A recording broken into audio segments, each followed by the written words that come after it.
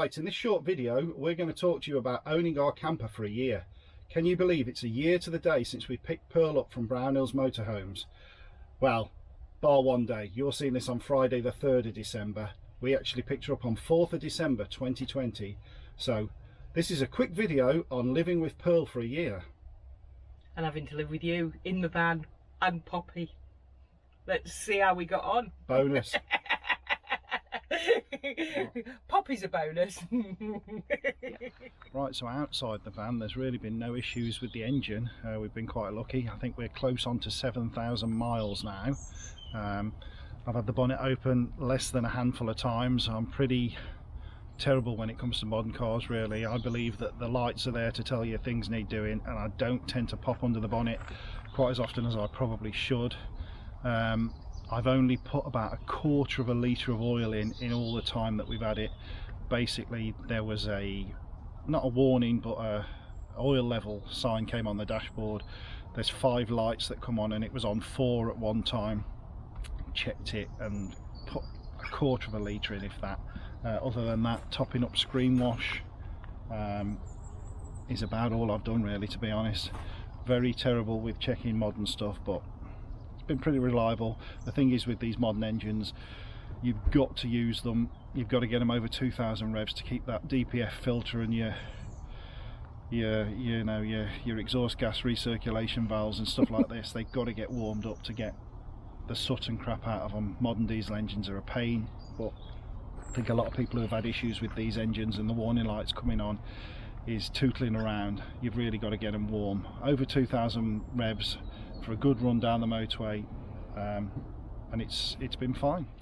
Right, so on the exterior of the van, we haven't actually changed a great deal from when we bought it, other than adding mirror protectors and wind deflectors on the front windows. Obviously we've added mud flaps, and I've changed the waste pipe drain on there because it was very slow at draining, so I put a larger bore one on it. Moving around the back of the van, other than removing part of the bike rack because we don't actually carry bikes, I've not done anything there. And then on the passenger side, again, it's all standard apart from adding a few stickers. That's about all we've done.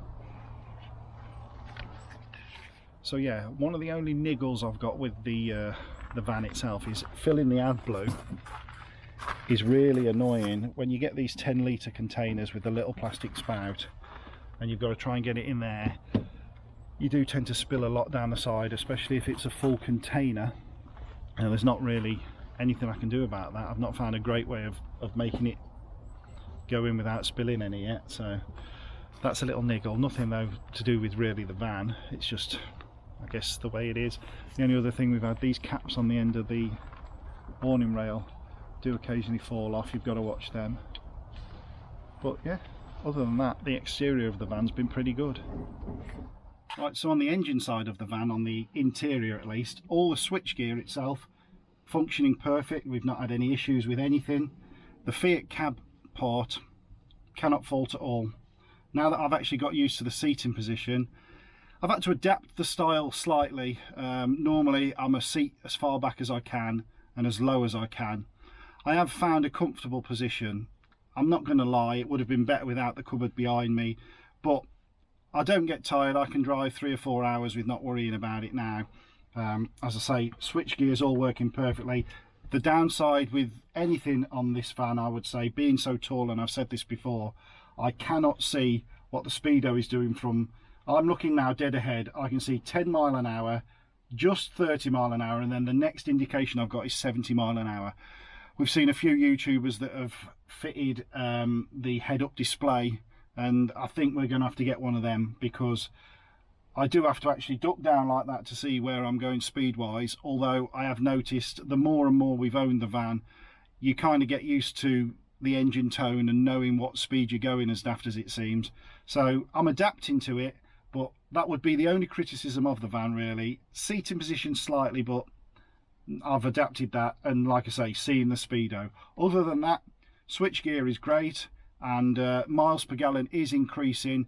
When we first got the van and the engine was tight and new, we were getting 29.5, 30 to the gallon on a run.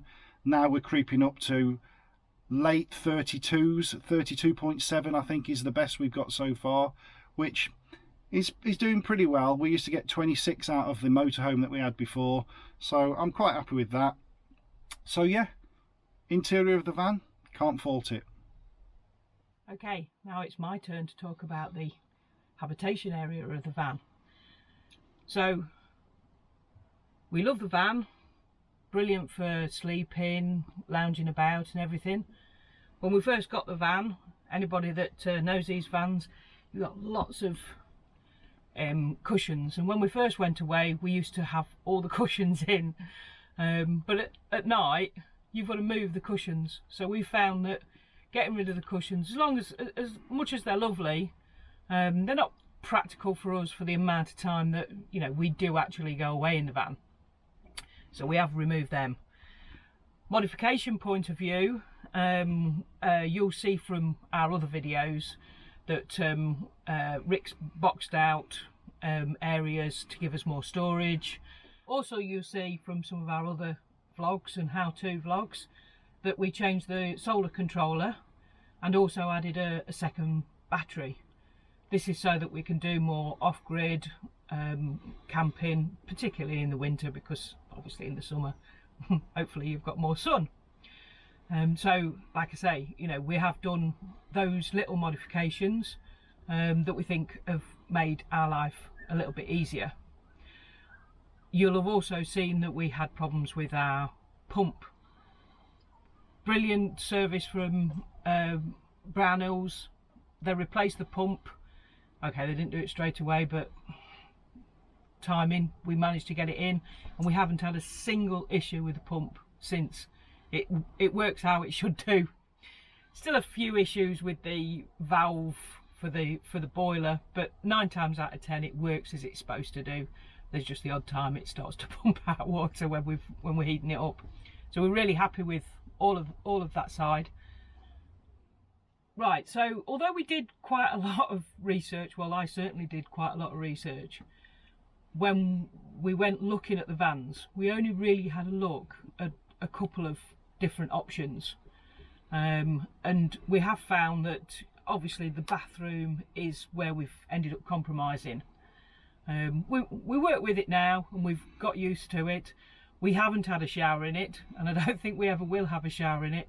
We removed the shower curtain, although we still do have it in the van. So like you say, you can do as much research as you like, and you can go in as many vans as you like, but there'll always be a compromise, and the bathroom is definitely the compromise in this particular vehicle, but we still love it. Obviously this is a entry-level van, so you would expect some of the things not to be as good or as sturdy as some of the more expensive vans. However, we're really happy with, you know, all of the cupboards and everything. You have to be careful with these, but we are careful with them. I have seen better quality catches, but like I say, we're really careful with everything. We keep everything really clean, and to be honest, if you look around this van and you took everything out and put all the cushions back, I don't think you'd look at it and think these people have spent 50 odd nights and days living in this, because we do, like I say, we do keep it clean, but it's easy to keep clean as well. Over the last 12 months we've had the opportunity to go to a couple of different dealerships and shows and actually look round a few of the different vans. We have found one which we do actually really like, and we think that some of the compromises have been removed. However, that van is around about £20,000 more than what this one is, but you'll see that in a future vlog, so we won't tell you which one it is at the moment.